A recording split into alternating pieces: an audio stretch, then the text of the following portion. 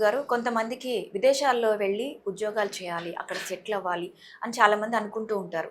కానీ ఎందుకో గానీ కొన్ని సమస్యల వల్ల పోస్ట్‌పోన్ అవుతూనే ఉంటాయి. సో, అవును. దీనికి పరిష్కారం ఏమంటారు? వాస్తవానికైతే తల్లి ఇక్కడే ఉంది తల్లి. వాస్తవానికి కష్టపడ్డ ప్రతి ఒక్క మనిషి ఇక్కడ యుద్ధం చేసి, ఇక్కడ కాకుండా ఆరాటపడి కొద్దిగా ముందుకెళ్ళి మంచి పేరు సంపాదించుకోవాలి. 10 మందిలో మంచి తేజస్సులో ఉండాలనని చాలామంది విదేశ ప్రయాణం చేసి అక్కడ సంపాదించాలని చాలామంది వెళ్తూ ఉంటారు. వెళ్ళిన వాళ్ళు అక్కడ సెటిల్ అయిన వాళ్ళు కూడా ఉన్నారు. సెటిల్ కాక ఇబ్బంది పడుతూ మళ్ళీ ఇక్కడికి వచ్చిన వాళ్ళు ఉన్నారు. వాస్తవానికైతే తల్లి వాళ్ళలో కొంతమందికి రాక ప్రయత్నం చేస్తూ ఉంటారు, రాదు. ఎందుకంటే వాళ్ళకి ముఖ్యంగా ఏదమ్మా గ్రహస్థితి ప్రభావంలో కొద్దిగా ఇబ్బందులు ఉంటాయి.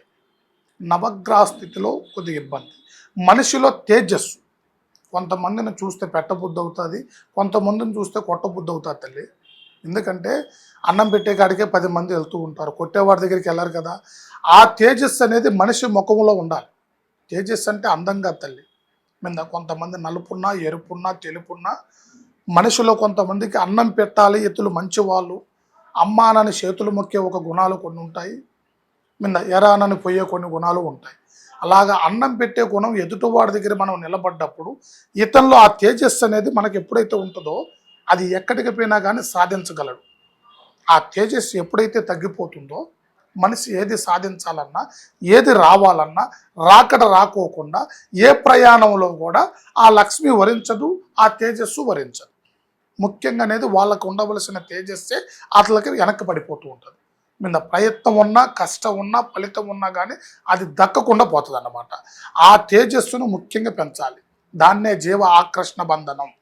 ఆ జీవ ఆకర్షణ బంధనం ఉన్నప్పుడు మనిషి ఎంతలా వాడైనా కానీ ఏదైనా సాధించగలడు. ఆ జీవ ఆకర్షణ బంధనాన్ని వాళ్ళకి ఏర్పడే విధంగా మనం తప్పక సహకరించవచ్చు.